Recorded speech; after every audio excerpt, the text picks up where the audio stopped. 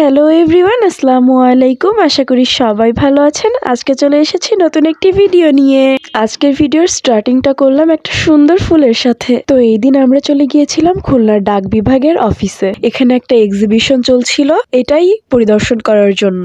এক্সিবিশনটা মূলত ছিল খুলনা ডাক বিভাগের যে স্টাম্প আছে সেই স্টাম্প আর অনেক পুরনো কিছু জিনিসপত্র নিয়ে।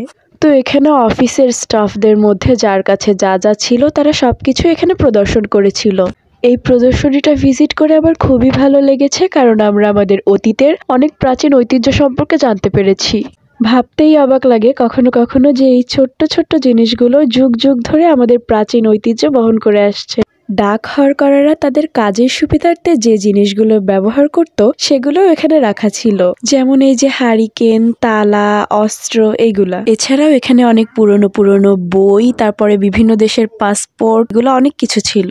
এই এক্সিবিশনটা ভিজিট করে আমার সত্যি অনেক ভালো লেগেছে। এই এক্সিবিশনটা পরিদর্শনের মাধ্যমে আমরা ডাক হরকরাদের কাজ করার পদ্ধতি সম্পর্কে অনেক কিছু জানতে পেরেছি, যেগুলো বর্তমানে নেই বললেই চলে। এই যে ঘন্টাটা দেখুন, এটাও কিন্তু অনেক সুন্দর এবং এটা অনেক প্রাচীন। দেন এইখানে ছিল খুব ইন্টারেস্টিং একটা জিনিস, এগুলো ছিল বিভিন্ন ধরনের রঙের দিয়াশলাই কাঠি। আমরা এখানে প্রায় ফ্যামিলির সকলে একসাথে গিয়েছিলাম এবং মেলাটাকে ঘুরে ঘুরে দেখছিলাম। এখানে কিছু শোপিস, চাবির রিং আর মগ বিক্রি করা হচ্ছিল, যেগুলো প্রত্যেকটাই বাংলাদেশ ডাক বিভাগ সম্পর্কিত। তো আপনারা শেষ পর্যন্ত দেখতে থাকুন।